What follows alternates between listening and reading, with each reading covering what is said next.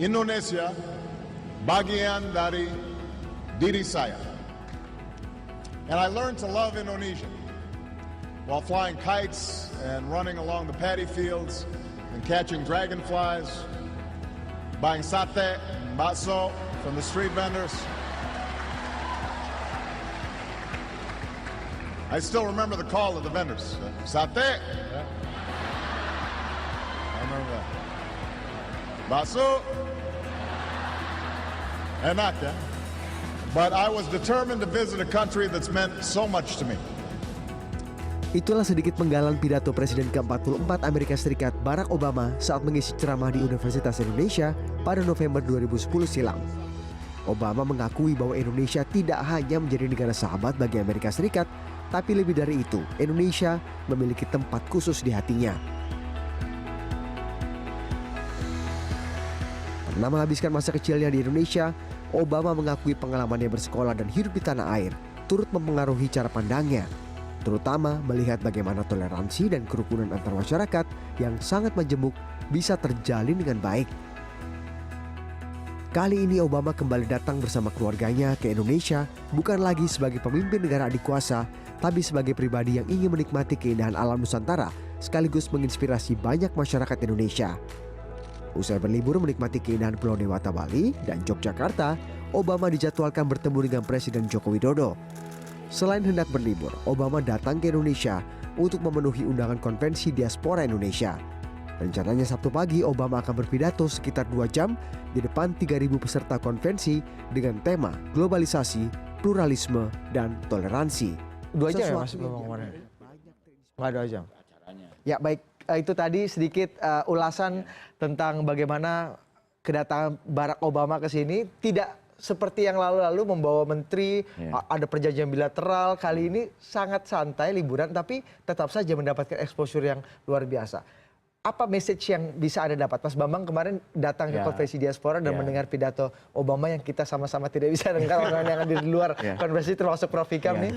Seperti apa? Saya kira sesuai dengan tema dari pertemuan itu sendiri ya, globalisasi dan keberagaman dan toleransi.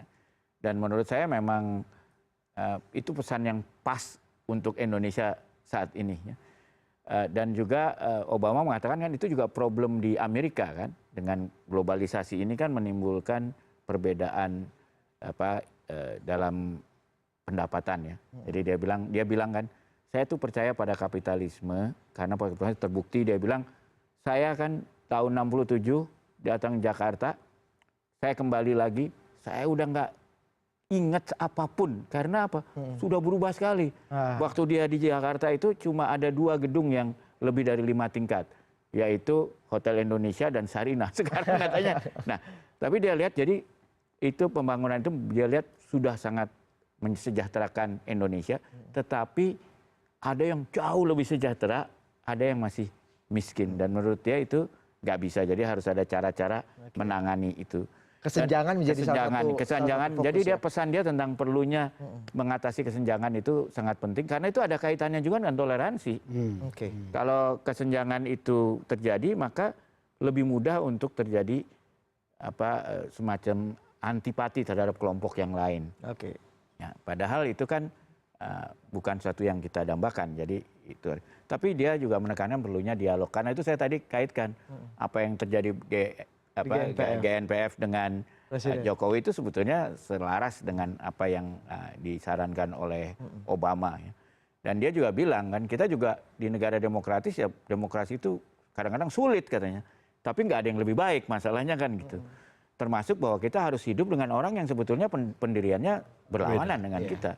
Kita jadi harus sangat hidup bersama. Pesannya sangat make sense sebenarnya dengan saya jadi kondisi ingat Indonesia terkini.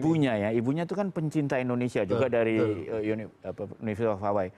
Bagaimana dia bekerja keras untuk gender equality ya, tentang perempuan itu juga kesetaraan dan toleransi. Jadi kalau menurut saya itu mungkin udah di DNA-nya ya untuk seperti itu. Dan dia juga menceritakan di Amerika sendiri itu jadi problem sekarang.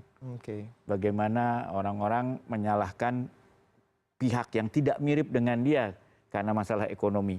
Karena kan dulu juga Amerika seperti Indonesia sekarang kan kebanyakan generasi mudanya lebih baik daripada generasi sebelumnya.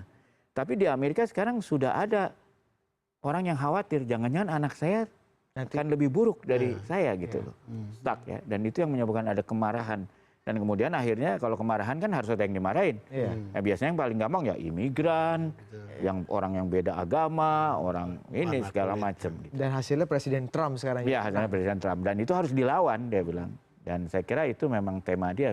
Kita harus melawan segala bentuk intoleransi, segala bentuk ketimpangan ini. Ya, karena ini kan kita harus sejahtera bersama lah. Walaupun tidak harus sama rata ya. Tapi paling nggak ada yang miskin lagi lah gitu. Dan menurut dia Indonesia adalah salah satu negara yang punya potensi untuk membuat kemiskinan absolut itu hilang.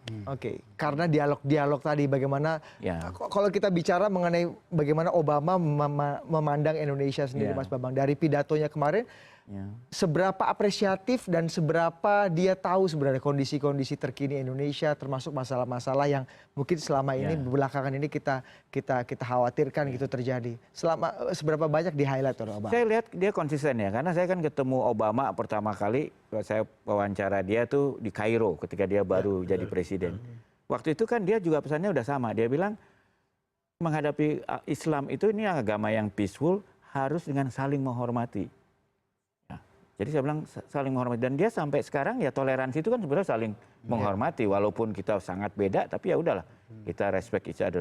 Dia konsisten dalam hal itu, dan juga dia konsisten dalam hal kalau Trump ini kan bilang kamu harus memilih security, ya kan, atau toleransi gitu. Kalau buat dia ini dua hal yang berdampingan, bukan sesuatu yang bertentangan. Ya.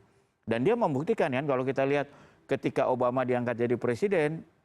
Itu kan ekonomi Amerika lagi kacau balau, segalanya lagi harus di bail out apa segala macam. Dalam 8 tahun dia bisa bereskan itu semua. Kan? Dan dia bahkan dia sudah berani bersikap, sikapnya terhadap Israel misalnya. Ini Presiden Amerika yang pertama loh yang membiarkan PBB melakukan pengambil kecaman terhadap Israel tanpa veto. Ya. Dan bagaimana sikap dia juga terhadap pendudukan perumahan-perumahan liar dari itu kan juga tegas ya. Nah itu kan beresonansi terhadap orang-orang seperti kita, seperti di Indonesia dan sebagainya. Nah sayangnya memang Amerikanya berubah sekarang dengan Trump ya. Tapi dia menyampaikan pesan bahwa walaupun begitu bukan berarti kita menerima begitu aja ya, di demokrasi ini you have to fight for it. Kita memang harus berjuang untuk demokrasi. Jadi kalau ada kelompok yang melangkan ganti demokrasi dengan khilafah, ya kita yang pro demokrasi harus melawan itu. Jadi jangan diam saja seperti silent majority pada umumnya. Prof Vika, kalau tadi kan selain inspirasi dan juga perspektif sudut pandang Obama yang sangat dekat dengan kita sebenarnya, apa yang bisa kita maknai sebenarnya selain inspirasi-inspirasi tadi dari kehadiran Obama lagi-lagi di Indonesia, meskipun liburan gitu, Prof? Saya ada dua hal, Mas ya. Pertama tentu adalah message-nya. Bahwa Obama mengikuti apa yang terjadi di negeri kita ya dalam konteks global, yaitu bagaimana negara-negara seperti Indonesia yang mayoritas Muslim ini sedang mengalami gangguan karena munculnya apa yang disebut radikalisme. Oleh karena itu dia dengan cukup confidence, karena dia tahu selama 8 tahun ini cukup confidence untuk memberikan pandangannya yang barangkali kalau di Amerika sendiri barangkali nanti ya dianggap sudah biasa. Misalnya dia statement hari ini yang saya quote, saya posting di Facebook saya dan sangat viral, itulah adalah ketika beliau mengatakan jika Anda yakin benar dengan keyakinan Anda, maka seharusnya tidak perlu khawatir terhadap keyakinan orang. Kuat sekali message-nya ya. Itu sudah jelas bahwa sebetulnya radikalisme dan radikalisasi serta gerakan radikal itu ada akarnya yang bukan hanya ekonomi, tetapi juga cara memandang lian atau orang lain, terutama dengan menggunakan perspektif pemahaman agama. Yaitu dia kemudian dijadikan semacam keyakinan bahwa inilah yang terbaik sehingga yang lain tidak. Nah ini dibantah oleh tesisnya Obama bahwa kalau Anda yakin keyakinan Anda itu memang sudah sangat benar ya, dan Anda yakin itu, Anda nggak perlu khawatir untuk mengganggu yang lain. Itu yang pertama. Yang kedua, seperti layaknya mantan-mantan presiden, di Amerika selalu ada, setelah itu ada tugas atau semacam misi ke misi dunia. sosial, Ya. misi kemanusiaan. Jimmy Carter misalnya, dia spend Damai, his time ke Perdamaian. Israel, ke Palestina, ya, dan lain sebagainya. Al Gore, lingkungan. Nah, saya melihat Obama ini sangat bagus untuk menjadi semacam penghubung Amerika dengan dunia lain, negara lain, khususnya di Asia dan Pasifik. Oke. Dan apalagi beliau mempunyai pengalaman langsung di negara-negara seperti Indonesia ini. Jadi saya melihat ke depan barangkali kalau presidennya bukan Trump lagi ya, mungkin beliau akan dimanfaatkan atau walaupun tidak disuruh atau diminta oleh White House, beliau akan menjadi semacam duta untuk masalah perdamaian, masalah seperti itu di negara seperti ini. Jadi menurut saya sangat positif. Sangat positif. Namanya. Mudah-mudahan juga selain tadi positif inspirasinya, message-nya yang resonansinya tidak hanya ke Indonesia tapi juga ke seluruh dunia, Mas Bambang. Tapi juga tempat-tempat yang dikunjungi Obama kemarin kan juga mendapatkan liputan yang luar biasa dari media internasional. Itu kan seperti promosi gratis untuk Indonesia. Dan juga pesan dia terutama sama anak-anak muda itu menurut saya menarik ya. Karena kan ya kalau kita anak muda Indonesia juga bilang yang SD-nya di Indonesia aja bisa jadi presiden Amerika. Jadi jangan takut, apalagi yang dokternya di Hawaii. Harusnya dibalik. Justru karena lulus SD-nya di Indonesia maka bisa dia.